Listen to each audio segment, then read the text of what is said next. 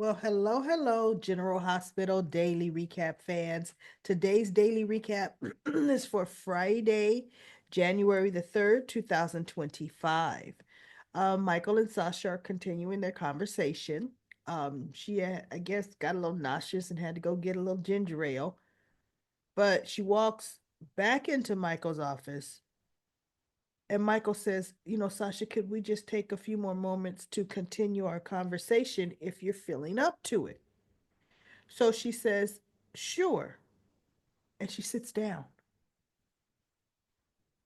And I'm like, you gonna sit down and talk about something that personal and got to be a secret and you didn't shut the doggone door? Right? I was like, Nina could be creeping. And Nina was creeping, but she was creeping into Curtis's office. She vented to Curtis. Okay, but that's how easy that could have happened. Ridiculous. Why do people leave the door open when they talk on sensitive situations? So, anyway, long story short, after talking and talking and talking, he convinces her not to leave Port Charles because he says, Sasha, what if there's a medical emergency and it's just you? And you have no backup, no support system. He's like, I would not feel comfortable with that. And so she thought about it and she said, I see your point. And so she says she doesn't know how long she's gonna stay working at the Quartermains, right? And of course living there. And Michael said, oh, I can help you with that. Place living arrangements. And she goes, Michael, by helping me with that, are you talking about financially taking care of it? He said, yeah. She says, I told you I don't want anything from you. And I could take care of this baby all on my own. This baby won't want for nothing. Yes, it'll want for a lot, Sasha. You're not even maintaining an apartment. You have a job that comes with housing as a perk. Sasha, right? She's not a high paying deception model.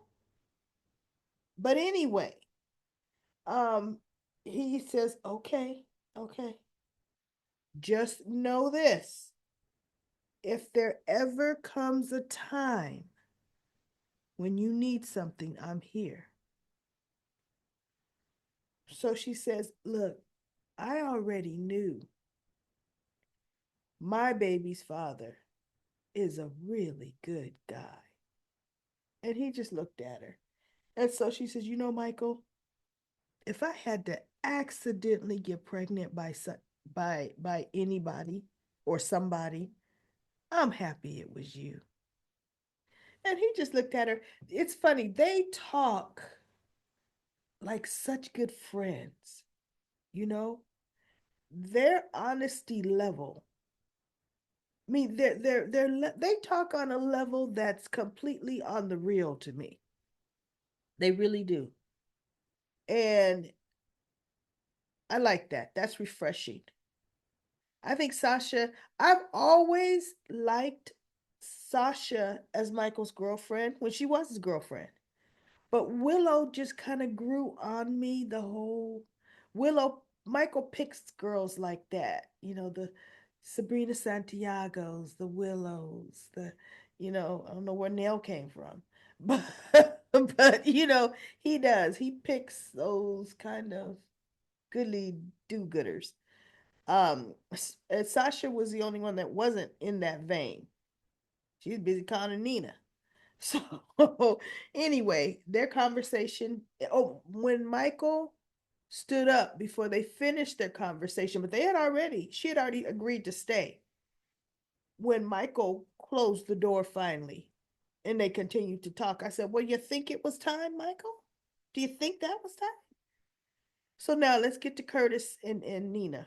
Oh, Nina is in Curtis's office, and she's just saying how Curtis is in Washington D.C. right now, and he took Willow with him to be, sworn in.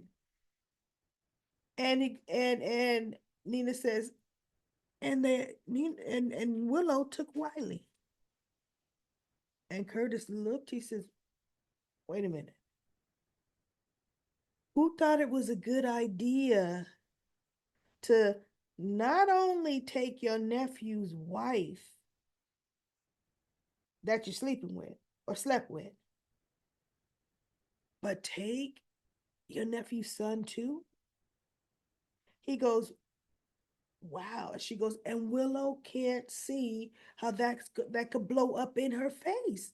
She goes, "Curtis, I'm so worried because there's nothing I can say to Willow to get her to open her eyes about Drew. There's nothing. He is just taking advantage of everything." And so Curtis says, "Yeah, no, I'm surprised." He goes, "But after what Drew has been doing lately, this doesn't surprise me either. Drew is obviously out only for himself." And so Nina said something, and and Curtis said, "Well, now you're outraged about Drew and Willow, but there's more to this, Nina. You're outraged. You're not outraged because it's going to separate Willow and Michael. You're not outraged at that because you want Willow separated from Michael." She goes, "Yeah, there's no secret that I want Willow. I don't want Willow to be married to Michael, but I definitely don't want her with Drew. Drew is worse than Michael." you know? And so Curtis stood up from his desk, and Curtis says, "Well, you know what, Nina? You have information that could completely open up Willow's eyes." And Nina looked at him. "Well, sure, I know things," but she goes, "No, no, Nina, you're upset because you and Drew were spending a lot of time together. As a matter of fact, you and Drew were probably sleeping together." And she just looked at him. I think she said, "Did Drew tell you that?" And Nina said, "No, Curtis says, no, you just did." And she looked. She goes, "That's why you're really, really upset. You feel like he used you. He knew just how badly you wanted a relationship with your daughter." And she goes, "And he used it. He played on that. He knew that I wanted that more than anything." And so Curtis says, "And all the while, you sleeping with him." She goes, "While he was trying to get close and endear himself to Willow." Curtis just shook his head. She says, she goes, "I don't want nothing." Oh, because he goes, "You probably want to be the one on Drew's arm at this event, his swearing in Washington." She goes, "I don't want to be anywhere around Drew Quartermain." Right? And so Curtis says, "Nina, you have the power to open Willow's eyes about Drew." "But no, that could jeopardize me and Willow's relationship." And so he goes, "Then you need to think. You need to think about it. You already see what Drew is doing, and it's detrimental for Willow. You already know how he manipulated and cozied into that situation. Willow needs to know. And Curtis says, now, I tell you, Drew, I've called that man Fred for more than a decade now. And now, with what he has become, the Drew of today, oh no. The way he tried to stab me in the back, oh, that's no friend of mine. Right? He goes, ooh, that's no friend of mine. And I handled that. And I'm thinking, actually, the heavy, heavy lifting, Curtis, was Michael. It was Michael. He had the money to do it, all the power and the maneuvering. Now, Nina and Drew, I mean, and Curtis were talking with the door wide open too. And Nina had said something about how Willow can't see what harm it'll do, or something she said. And Michael says, what harm? And Nina stood up and Curtis stood up and she goes, Michael, I don't know how much of that you heard. He goes, that there could be, well, it doesn't look good or whatever. And so she goes, Willow is in Washington, D.C. at Drew's swearing in, and she took Wiley with her. Michael looked. She felt it was good for Wiley to see the halls of Congress and see how, politics work. Wiley. What's he in the first grade? That Wiley. So Michael just looked at her, looked at Curtis. He goes, it's fine. Anyway, Curtis, I came here to talk to you about the blah, blah, blah merger. And I've got a report for you. And I want, let's set a time when you're free and let's go over the figures. And Curtis says, absolutely. We'll definitely do that. So Michael walked out the office. And I think Curtis finally, now he shut the door. And Nina looked at Curtis. Curtis looked at Nina, and Nina said, that was strange. And Curtis said, yeah, like this quiet, calm storm. She says, let me tell you something, Nina. Drew made a big mistake in making an enemy of Michael. Because you see that cool facade? He goes, oh no, Michael's not taking that laying down. And so she goes, and Willow could get hurt in the process. And I'm thinking, Willow right there. Willow be the one standing in front of Drew saying, no, no, it hit me. No, no, no, hit me. you know? So that's when they got back to, and Drew said, you have the power. I mean, Curtis, you have the power to talk to Willow. He goes, and I'm going to give you some advice, Nina, and I need you to hear me. Tell her the truth now. Because she and Drew's lives are going to get only more entangled. And the fallout could be massive. Tell her now. So Nina's just sitting there like, now Ava told her that too, but and Nina's not gonna listen to Curtis. Any real good advice, Nina never ever listens to. And she ain't gonna listen to this either. Okay. Um, let's see. Let me go down to Sasha then goes to GH and she makes an appointment with Dr. Navarro.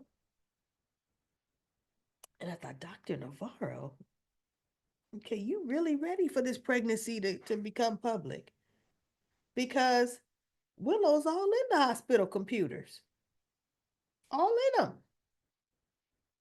She's going to see that Sasha's pregnant, even though, let's be real, everybody, she should not be in Sasha's medical records. That's actually against the law. The only way she could be in Sasha's medical records is if she is working for Dr. Navarro that day. I'm talking Willow. And Willow's not an OB nurse. And she needs to pull the file for Dr. Navarro. And that's really pulling a physical file. You know, the doctors do work off of physical files, right? But as far as snooping in the computer, as far as Sasha's come for her appointment, you notice how GH does this? GH is the major hospital. Yes, doctors do have offices there. But when Sasha's going to come for her appointment, you know what Sasha's going to do? Go up to the main nurse's desk. I have an appointment with Dr. Navarro when Dr. Navarro has her own office, just like any other doctor in any other hospital. Actually, doctors don't have their offices in the actual patient care areas of hospitals. Mainly doctors' offices are in the medical office building, the MOB.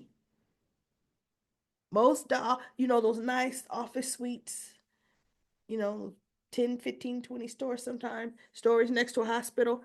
That's where the doctor's offices are. So I'm going to go see my OBGYN. I'm going to his office. I'm not going to where the paramedics is wheeling in somebody who's been in a car accident. I'm gonna watch them as they wheel them by. But that's GH. That's how they narrow down everything, right? So anyway, now the nurse says, "Oh, we've changed since you've seen Dr. Navarro last. Before patients start OB, they see a patient advocate." And I thought, what kind of sense does that make? I'm a I know I'm pregnant. I need to see an OBGYN. Why do I need to talk to a patient advocate to tell me my rights when I've come to the hospital to start prenatal care? Obviously, I know the steps I need to take, right? What? And I thought, well, no, this is just a way to let Felicia know because that's a stupid step. That's unneeded. And that's not what a patient advocate does. Sasha did not need Felicia advocating anything on her behalf, right? I don't need you to tell me what the doctor's going to do in my first exam because, chick, you don't know either, Felicia. Now, here's the thing. If I say, I'm new to this doctor, do I need to sign all of her forms? Or I don't understand the doctor's forms? Then Felicia might intervene, but Felicia's a patient advocate for the hospital. Well, whatever. Look, I already beat that horse. I'm not gonna beat it anymore. So anyway, um, so Sasha, she goes, I understand you wanna, you know, start, see Dr. Navarro for OBGYN. And Sasha looks at her and goes, she goes, yes, because I'm pregnant. Like, go ahead, Sasha. And Felicia was like, okay. And I'm thinking, why are you looking surprised? Dr. Navarro for OBGYN. She didn't say Dr. Navarro for gynecology, you know? So anyway, um, she said, I'm so excited, happy for you. And Sasha says, I'm happy too, and blah, blah, blah. And so she goes, well, normally we have, the father's information. So Sasha goes, no, I will be raising this baby on my own. She goes, Felicia goes, and that's fine. We will absolutely be able to proceed, any way you need to proceed. And so she goes, oh, if the next thing out of Sasha's mouth is she says, Cody is not the father, right? As Felicia says, well, that's good to know. Good to know. That is good to know.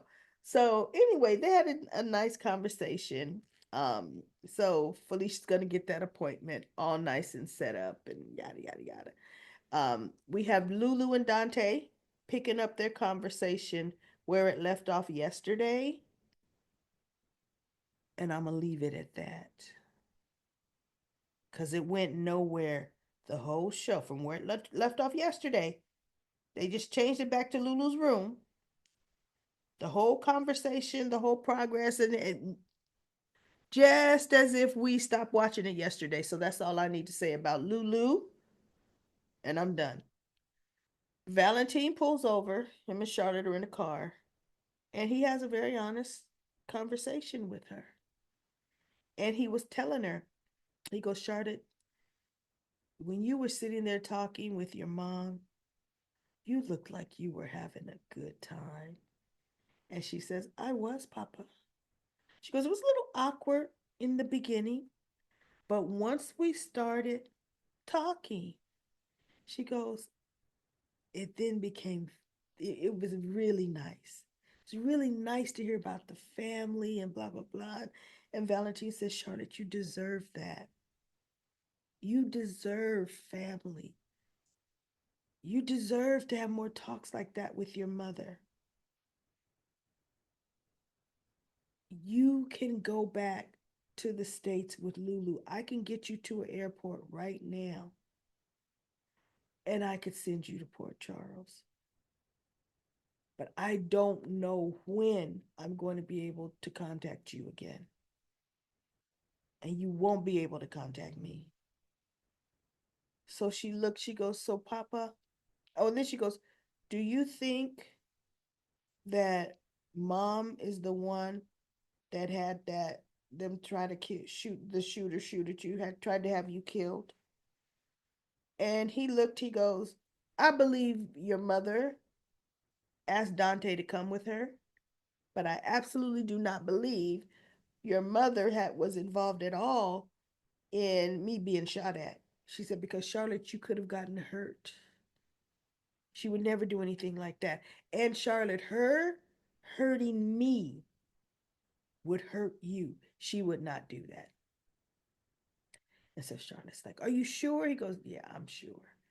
But anyway, Charlotte ultimately said, you know, Papa, mom has she got the family. She goes, all you have is me. It's been me and you since the beginning, and I'm not going to leave you. I know he had tears in his eyes and he hugged her, you know, and he goes, okay. He goes, I don't know when you're going to be able to see your mother again. She goes, it's okay. And so he started the car and drove off. Part of me feels that Charlotte is gonna, he's gonna put her to sleep. Well, Charlotte's gonna go to bed. She's too big to be put to bed. Charlotte's gonna go to bed. I think Valentine is going to leave her. Or that would be the way to do it. I would think Valentine would leave her, contact Dante, and tell Dante where to go get her. Because he doesn't have Lulu's number, but Charlotte does. But Charlotte may have given it to her because remember, Charlotte was very honest from the beginning. Okay, I talked to her, she coming. So he may have Lulu's number. And I would believe that he would leave a letter for her and let her know, I know you chose me and I choose you all the time, and I'm choosing you right now. I want you safe. And I absolutely will contact you. I will make sure I see you. And soon. And that way he took the decision out of Charlotte's hands. And he made himself be the bad guy and leave her. That's what should happen. We'll see. Because right now, look, do we really need Charlotte back in Port Charles? That's what they brought Emma back to start a bunch of trouble. So we got enough trouble coming with Emma Drake, right? So, anyway, everybody, that's it. That's it for GH today. And very uneventful. Oh, Sonny talked to Jason, asked Jason to take over the business. Jason turned him down. Thank you, Jason. He said, Sonny, things are different. Because he told Jason, what's going on with his heart. And Jason trying to convince him to go see a doctor. And Sonny says, look, I I got time for that. But we have to, and Jason said, things are different now. With Sam gone, all Danny has is me. And I cannot take over this organization and be there for him. And Sonny said, you know what? I respect that. I respect you putting Danny first. Jason said, I could be your right hand man, all you need. I could even step up and fill in for a little while you getting treatment, but not full time. So Sonny said, okay, you know what, Jason? We then are going to need to really start thinking long term. And we're going to need to think, how are we going to be able to do this progression?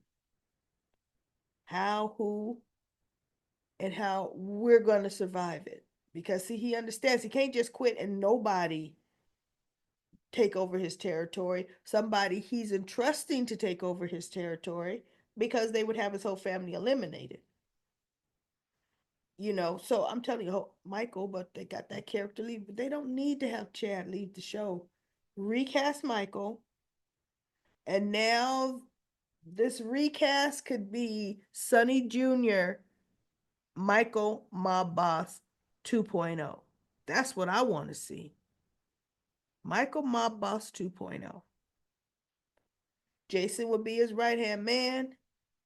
His father would be there to advise if he needed it, and the whole families are protected. Exactly what I would do. All right, everybody, have a great weekend. I'm getting better. I should be back to Comment Corner on Monday. And everybody have a phenomenal weekend.